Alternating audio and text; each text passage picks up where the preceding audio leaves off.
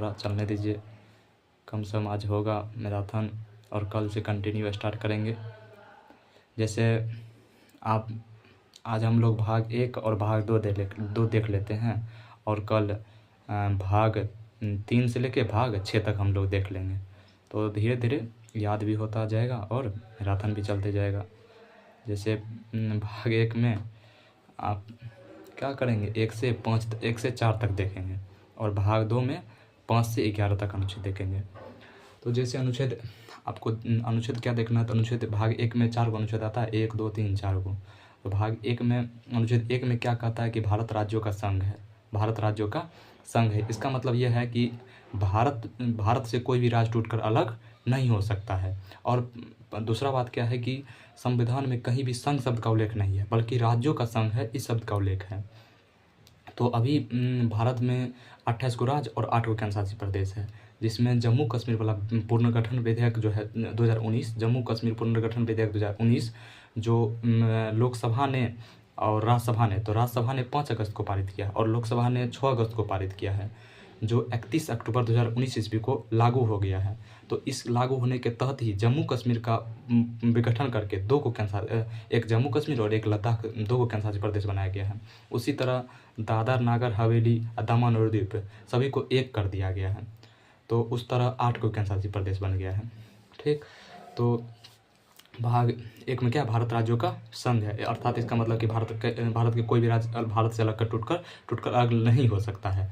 अब भाग अनुच्छेद 2 में क्या कहता है कि अनुच्छेद 2 कहता है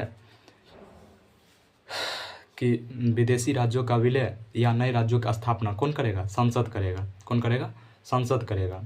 भाग 2 में अनुच्छेद 2 में क्या कहता है कि विदेशी राज्यों का विलय या नए राज्यों का स्थापना कौन करेगा, संसद को अधिकार होता है। किस अनुच्छेद के तहत, अनुच्छेद 2 के तहत। जैसे आपको सिक्किम को मिलाया गया था, सिक्किम पहले एक स्वतंत्र राज्य हुआ करता था, उसको 24वां संविधान संशोधन 1974 के तहत मिलाया गया था और उसको पूर्ण राज्य का दर्जा दिया गया था 35वां संविधान संशोधन 1975 के तहत दिया गया था। तो उसी तरह अब है अनुच्छेद 3। अनुच्छेद 3 क्या कहता है कि अनुच्छेद 3 कहता है कि कोई सांसद को यह अधिकार प्राप्त है कि किसी राज्यों के नाम में परिवर्तन कर सकता है, किसी राज्यों के क्षेत्रफल में परिवर्तन कर सकता है, किसी राज्यों के सीमा में परिवर्तन कर सकता है, किसी की सीमा को बढ़ा सकता है, किसी की सीमा को घटा सकता है। ये सब अधिकार जो होता है वह किसको अधिकार होता है, वह सांसद को अधिकार होता है। और अनुच्छेद 3 के तहत आप इसको अनुच्छेद 3 को फुल डिटेल के साथ समझते हैं कि अनुच्छेद 3 में जो कोई सांसद क्या कर सकता है, उसके नाम परिवर्तन कर सकता है, किसी राज्य के क्षेत्र को घटा सकता है या बढ़ा सकता है, किसी सीमा में परिवर्तन कर सकता है, या उसको बांट कर 2 भागों में अलग कर सकता है, 2 नए राज्य बना सकता है एक ही राज्य को विभाजित करके। तो वह अधिकार उसको सांसद को डायरेक्ट नहीं मिलता है। वो सब अधिकार उसको वो सब करने के लिए जरूरत, मतलब विभक्त करने के लिए, क्षेत्रफल बढ़ाने घटाने के लिए, वो सब करने के लिए उसको पहले किसका अनुमति आवश्यक है, राष्ट्रपति का अनुमति सबसे पहले उसको आवश्यक है। राष्ट्रपति के पूर्व अनुमति के बाद ही संसद ऐसा काम कर सकता है। और राष्ट्रपति अनुमति देता है तो सबसे पहले वो किसको भेजता है, वह जिस राज्य का विभक्त करेगा, जिस राज्य का क्षेत्रफल का नाम घटाएगा, वहाँ के विधानमंडल में भेजता है। और विधानमंडल अगर पारित कर दे या नहीं भी पारित करे तो भी संसद को कोई फर्क नहीं पड़ता है। तो संसद कोई फर्क नहीं पड़ता, विधानमंडल या पारित कर दे या रोक ले या नहीं पारित करे, इसमें कोई तब भी संसद क्या करेगा, उस राज्य का विघटन करेगा, उस राज्य का क्षेत्रफल घटाएगा, उस राज्य का नाम परिवर्तन अगर करने का मन होगा तो करेगा। इसके लिए कोई भी राज्य का विधानमंडल संसद को नहीं रोक सकता। लेकिन उस सब करने के लिए राष्ट्रपति को होता है कि उसको सूचना देना आवश्यक होता है, उसके पूर्व अनुमति से ही ऐसा कर सकता है अनुच्छेद 3 में।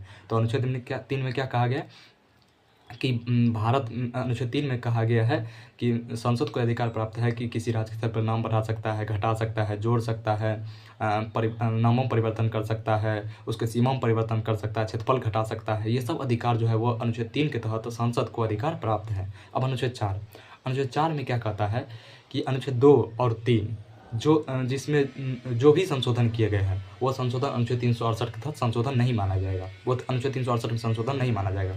लेकिन अनुच्छेद 4 में भी क्या है, जैसे आप कोई भारत की राज्य है, उसका भूमि है, अगर वो आप किसी विदेश को देना चाह रहे हैं तो वो अनुच्छेद 2 और 3 के तहत नहीं होगा, वो अनुच्छेद आपको 368 के तहत साधारण बहुमत या विशेष बहुमत के तहत ही आप किसी राज्य को दे सकते हैं। जैसे कि 9वां संविधान संशोधन के तहत बेरवारी संघ को, पाकिस्तान का बेरवारी संघ दिया गया था, पाकिस्तान को बेरवारी संघ दिया था। तो उस तरह में आपको साधारण ये अनुच्छेद 2 और 3 के तहत नहीं किया जाएगा। आपको 368 का अनुच्छेद के तहत ही आपको संशोधन के तहत दिया जा सकता है। कौन?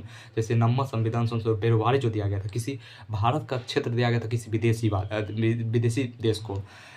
लेकिन एक है 100वां संविधान संशोधन 2015, जिसमें भारत बांग्लादेश का कुछ भूमि और भारत का कुछ भूमि जो दिया गया था, वह एक अनुच्छेद 368 का संशोधन नहीं माना गया था। क्यों?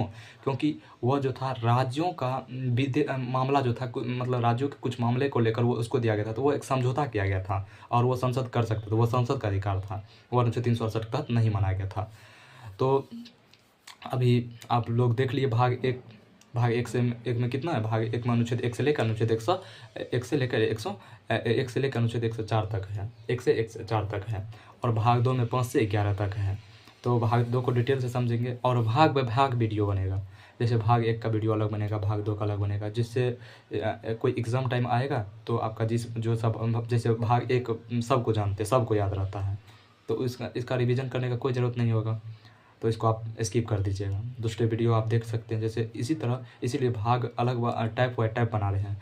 जैसे 25 को भाग है तो 25 को वीडियो बनेगा, और जिसमें फुल डिटेल के साथ बनाया जाएगा। जिसमें आप भाग 5 और भाग 6 इसको फुल डिटेल के साथ समझेंगे, क्योंकि क्वेश्चन जो आता है ज़्यादातर वहीं से आता है। तो अब भाग 2 जो है उसको अगले नेक्स्ट वीडियो में आपके साथ डील करेंगे। ठीक है, जुड़ने के लिए थैंक्स।